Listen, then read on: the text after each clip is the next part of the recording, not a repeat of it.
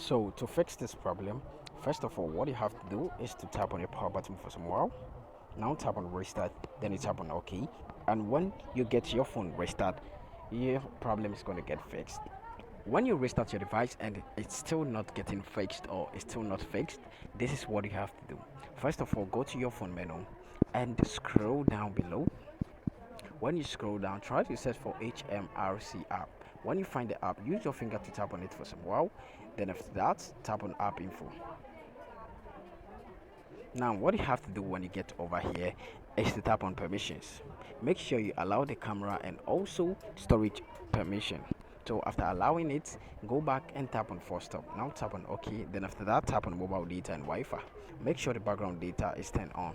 So after doing this, go back and tap on notifications. Make sure the show notification is turned on, and so as you can see, turn it on. Then after that, you have to tap on the mobile data and Wi-Fi and make sure the background data is also turned on.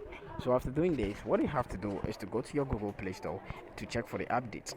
As you can see over here, we have update over here, which means I have to update my HMRC app. So what you have to do is to tap over here on the update, and when you tap on the update, you're going to get the latest update of this app.